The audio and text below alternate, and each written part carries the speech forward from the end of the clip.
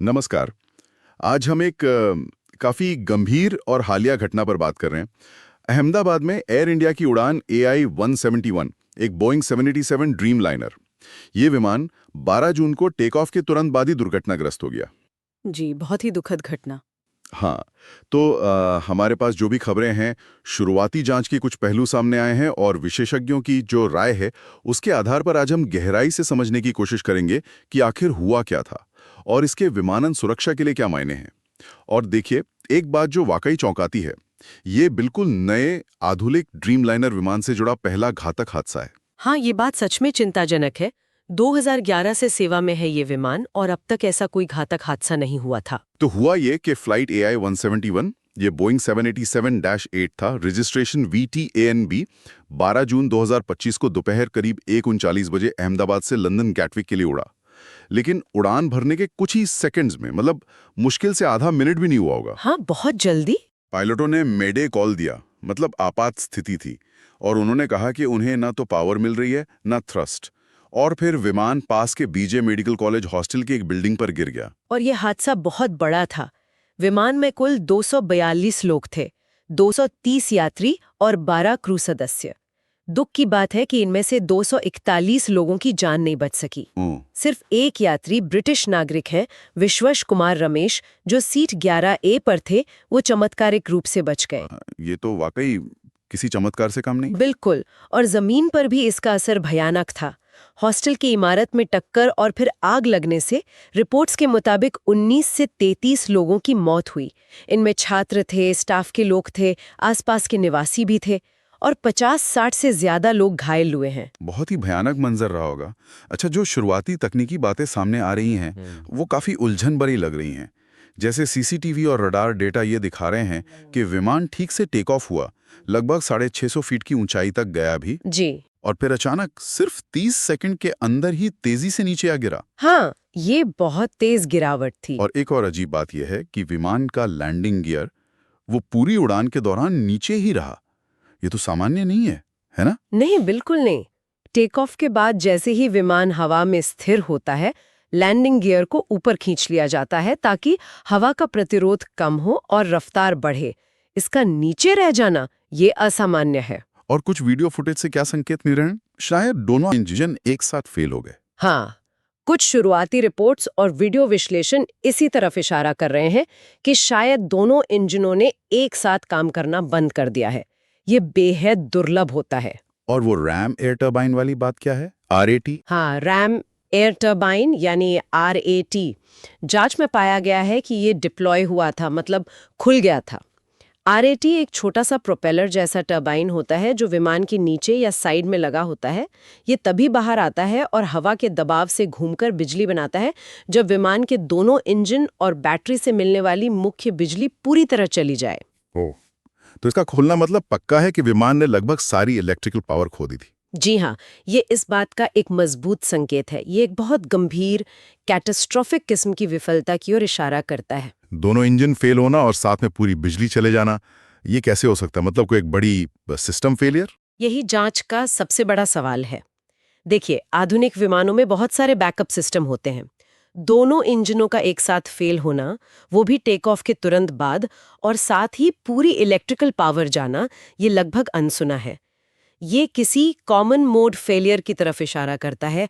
हो सकता है ईंधन सप्लाई में कोई बड़ी दिक्कत आई हो, या कोई सेंट्रल कंप्यूटर सिस्टम फेल हो गया हो, या कुछ और जो दोनों इंजनों और पावर सिस्टम्स को प्रभावित कर गया। और वो कॉकपिट वॉइस रिकॉर्डर की बात, क्या उसमें कुछ पता चला? हाँ, कुछ कथित ऑडियो लीक हुआ है जिसमें कप्तान के आखिरी शब्द सुने जा सकते हैं, थ्रस्ट नहीं मिल रहा, गिर रहे हैं, मेडे मेडे मेडे। ये उस वक्त की लाचारी और भयावहता को दिखाता है। सुनकर ही रोंगटे खड़े हो जाते हैं। अच्छा, जांच कहाँ तक पहुंची अभी? देखिए, दोनों black box flight data recorder FDR और कॉकपिट वॉइस रिकॉर्डर CVR दुर्घटना स्थल से बरामद कर लिए गए हैं। ये बहुत महत्वपूर्ण है। हाँ, इनसे ही पता चलता है असल में क्या हुआ। बिल्कुल। भारत की विमान दुर्घटना जांच ब्यूरो यानी AAIB इनका विश्लेषण कर रही है। ये भारत की मुख्य एजेंसी है ऐसी जांचों के लिए, और उनकी मदद के लिए अमेरिका की NTSB, ब्रिटेन की जांच एजेंसी, खुद विमान बनाने वाली कंपनी बोइंग और इंजन बनाने वाली कंपनी जीई जनरल इलेक्ट्रिक के विशेषज्ञ भी शामिल हैं। ये एक अंतर्राष्ट्रीय टीम है। और सरकार की तरफ से क्या कदम उठाए गए हैं? Regulatory action? हाँ बिल्कुल, भारत के नागरिक उड्डयन महानिदेशालय डीजीसीए ने तुरंत कार्रवाई करते हुए जीएक्स इंजन वाले सभी 787 ड्रीम लाइनरों के जरूरी निरीक्षण के आदेश दिए हैं। खासतौर पर fuel system, engine control system, hydraulics, flight control, oil system और टेक ऑफ परफॉर्मेंस जैसे हिस्सों की बारीकी से जांच की जा रही है। ये तो काफी तेज प्रतिक्रिया है। हाँ, ये जरूरी भी था। इसके अलावा गृह सचिव के अध्यक्षता में एक उच्च स्तरीय समिति भी बनाई गई है जो इस पूरे मामले को देखेगी और उम्मीद है कि लगभग 3 महीने में अपनी रिपोर्ट देगी। और एयर इंडिया ने, जैसा कि रिवाज है, उड़ान संख्या 171 को रिटायर कर दिया है। अब ये रूट AI 159 के नाम से जाना जाएगा। और विमान और क्रू के बारे में क्या कहा जा रहा है? क्या उनका रिकॉर्ड साफ था? हाँ, टाटा सन्स जो एयर इंडिया के मालिक हैं और डीजीसीए दोनों का यही कहना है कि विमान और उसके इंजनों का रखरखाव रिकॉर्ड बिल्कुल ठीक था और चालक दल भी काफी अनुभवी था। तो जांच की रिपोर्ट कब तक आने की उम्मीद है? कोई अंदाजा? देखिए, आमतौर पर ऐसी जांचों में समय लगता है। उम्मीद है कि शुरुआती रिपोर्ट शायद अगले कुछ हफ्तों में यानी जून-जुलाई तक आ जाए। फिर तकनीकी विश्लेषण में जुलाई-अगस्त लग सकता है और अंतिम विस्तृत रिपोर्ट शायद सितंबर 2025 तक सामने आए। जैसा हमने शुरू में कहा था और आपने भी जिक्र किया, ये 757 ड्रीम लाइनर का पहला घातक हादसा है। इसका असर तो दुनिया भर में महसूस किया जा रहा होगा। निश्चित रूप से इस हादसे ने दुनिया भर में विमानन सुरक्षा को लेकर, खासकर आधुनिक विमानों के इंजनों की विश्वसनीयता, आपातकालीन प्रक्रियाओं और नियामक निगरानी पर गंभीर सवाल खड़े कर दिए हैं। बोइंग और जीए दोनों ही कंपनियां जांच में पूरी तरह से सहयोग कर रही हैं। जाहिर है, उनके लिए भी ये बहुत बड़ी घटना है। और एयर इंडिया प्रभावित परिवारों के लिए क्या कर रही है? एयर इंडिया ने कहा है कि वो प्रभावित परिवारों की हर संभव मदद कर रही है। उन्होंने प्रति पीड़ित 1 करोड़ रुपया और अतिरिक्त 25 लाख रुपए मुआवजे की भी पेशकश की है।